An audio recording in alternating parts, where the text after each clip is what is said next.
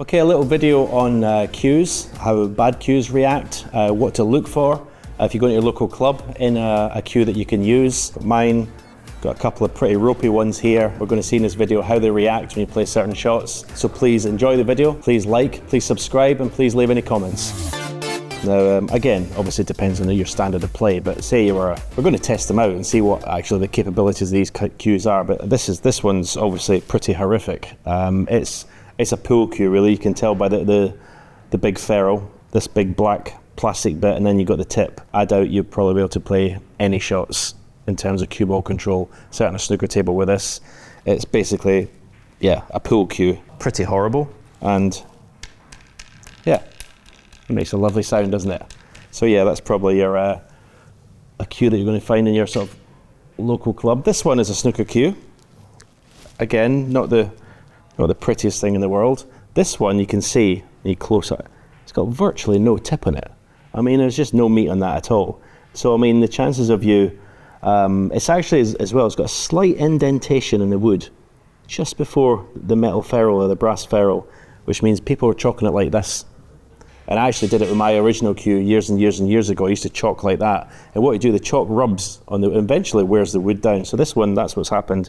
But there's virtually no tip on there. I mean, I shall try and do a deep screw with that, but I think the chances are, I'll try not to rip the cloth, but I think the chances are it could be a miscue with that one. So if you're picking out a cue in a club, you go in, you haven't got your own cue. First thing, I mean, people, they go on, let's see how straight, they'll roll it. That's pretty straight. It being dead straight doesn't really matter that much, I don't think, to the average player. If you can't pot two balls in a row, it doesn't matter. A straight cue is not going to make you pot two balls in a row. But at least look to see if there's a bit of tip on the end of it, and it's at least going to, you know, make you hit the cue ball. We'll set up a few routines. We'll check out the capabilities of these. This is my cue. I mean, you can look straight away at the tip that's on there. Beautifully shaped. If you check out our video on John Parris, there's actually a nice little lesson there on how to put on a tip properly. So he did this, absolutely beautiful. I mean, a good cue, it's just balanced. It just feels good in your hands. And I mean, you don't have to spend a lot of money. If you want to spend and get the best, go to John Parris. If you don't want to spend that, I mean, my original cue, I won 7 world titles, 40 quid. So it just shows you don't have to spend big money to have a cue that suits you, but it certainly helps. But yes, this is the best in the business. These are probably the worst.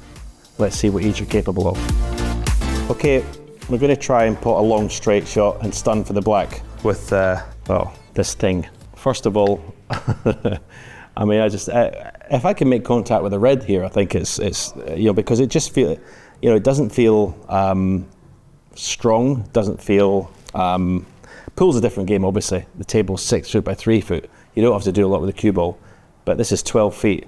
So to get the work out of this, first of all, the thing to listen is the sound this will make when I hit it.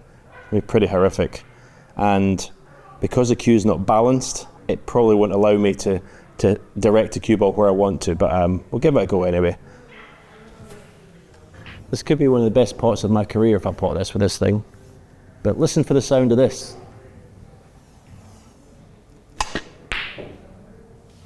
Yeah, that was, it actually didn't feel as bad as I thought it was going to be. I think the tip on it is actually quite nice, but the sound is just, yeah. So when it's a bad cue and not balanced, the chances of putting unwanted side is so easy. Okay, let's go with the snooker cue that's got virtually no tip in it. It's an ash cue, which I don't like straight away. Again, no chance of me middling the cue ball with this. Now this is a big test. Can't do it with my own cue. Yeah, so straight away, it just, the weight is distributed nicely. It just, yeah, just feels nice. There's no guarantee me potting it, mind. Didn't pot it, but you can see that this is the sound and the strike. We'll try a deep screw next. Let's see what happens.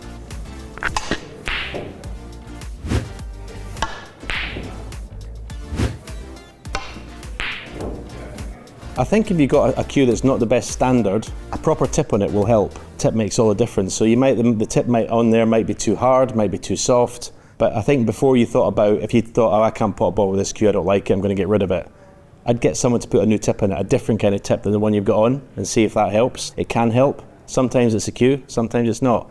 But certainly a good tip will certainly improve a bad cue. Okay, another thing that a good cue with a good tip will allow you to play shots, control the cue ball. I'm going to try and play a shot here, screw the cue ball back with left-hand side, which is a shot that's obviously common in snooker to get position.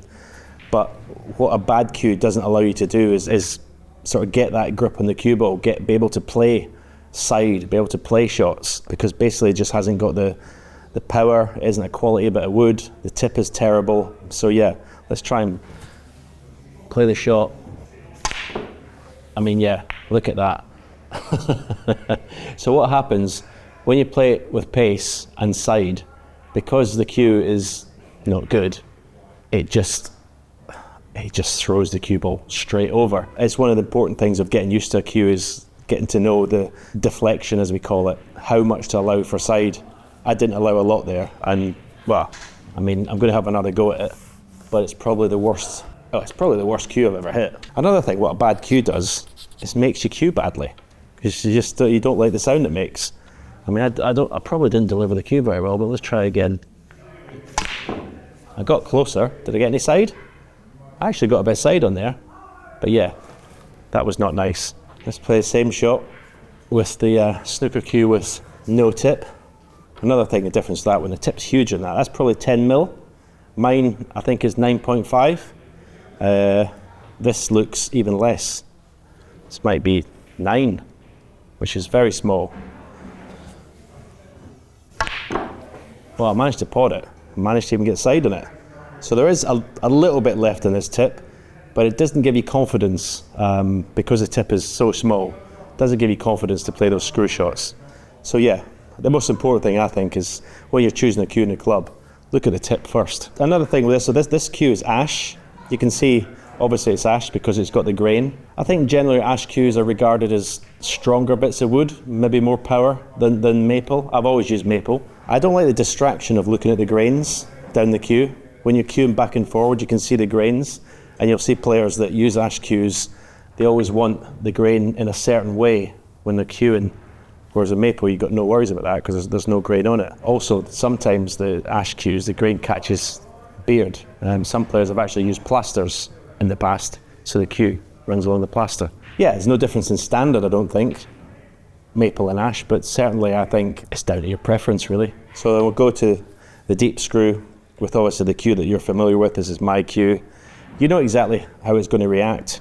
You know where to aim on the red, you know how much to allow for with the side, and then you can just go on and concentrate on delivering a nice cue action. I mean, it's just that the sound it makes just inspires confidence. So yeah, if you're choosing a club cue, look at the tip, have a couple of shots, hear how it sounds, and don't pick one that rattles like that. Steer clear of these big brass ferrules, pool cues, steer clear of them, no good.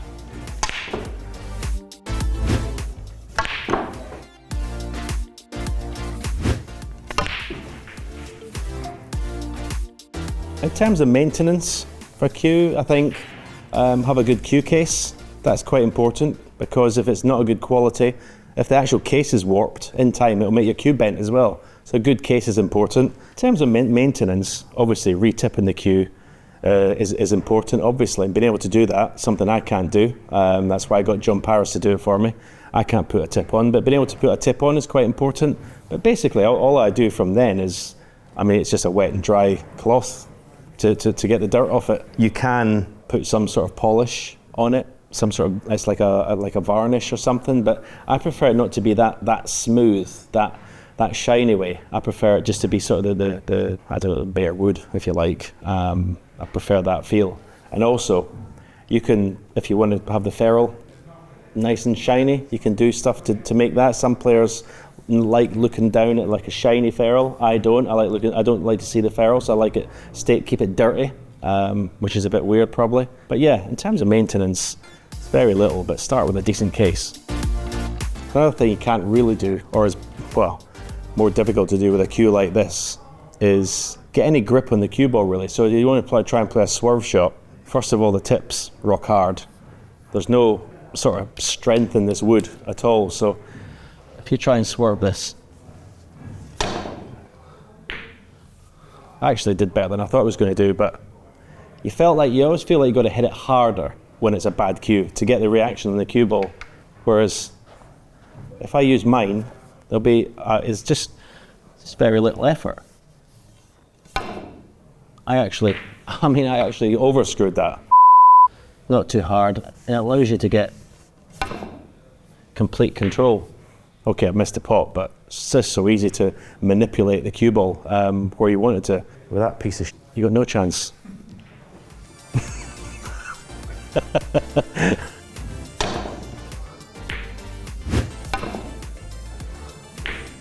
I mean, Ken and I are probably famous for having probably the worst quality cues ever used by top pros that won the World Championship.